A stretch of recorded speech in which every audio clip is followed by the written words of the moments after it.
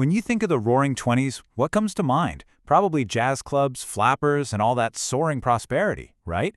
But the decade didn't actually start with a roar. It started with a desperate whisper for a return to normalcy. So we're going to dig into that promise and figure out if the normal 1920s ever really existed, or if it was just an illusion from the get-go. And this promise, this is what got Warren G. Harding the presidency in a total landslide. You got to listen to the words he's using. Not heroics, but healing. Not some risky new cure, a nostrum, but normalcy.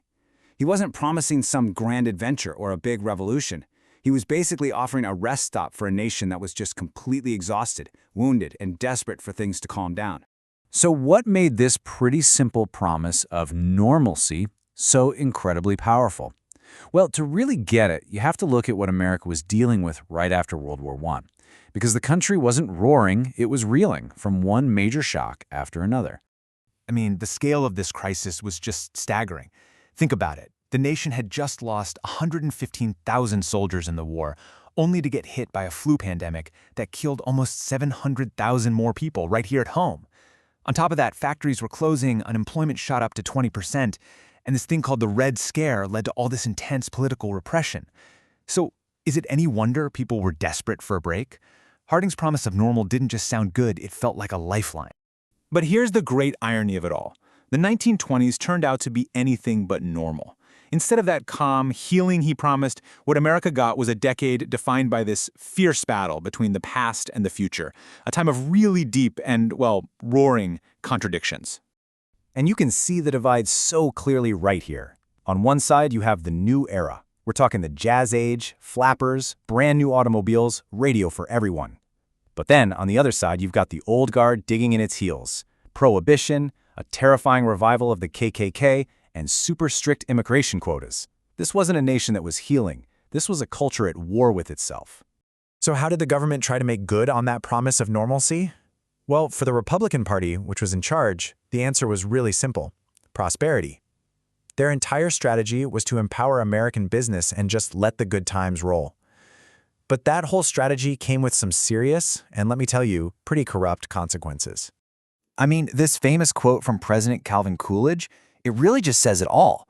For the leaders of the era, the main job of the government wasn't social reform or dealing with world affairs. Nope, it was to get out of the way and let business do its thing. Period. And what did that actually look like in practice? Well, it meant a full-on embrace of top-down economics. They jacked up tariffs to protect American industry, they slashed regulations that were put in place during the war, and they dramatically cut taxes for the wealthy, from 66% all the way down to 20%. And at the same time, they were actively siding with big corporations against unions, which really weakened the labor movement for years to come. And of course, when you have this super cozy relationship between government and big business, there's a dark side, and that's corruption. The most infamous example was the Teapot Dome scandal, where a member of the president's cabinet was caught secretly leasing public oil fields to private companies in exchange for bribes. It was a stunning, blatant display of greed that really exposed the rot inside Harding's inner circle, a group that came to be known as the Ohio Gang. So this timeline kind of lays out the whole story. Harding's promise of normalcy, it pretty much gets buried in scandal right away. Then, after he dies suddenly, his vice president, Silent Cal Coolidge, takes over and doubles down on the whole pro-business agenda. By the time Herbert Hoover wins the presidency in 1928, it looks like this Republican vision of prosperity is completely triumphant. Now, while all the guys in Washington were obsessed with business, something else was happening. A huge social revolution was kicking off, and it was being led by American women.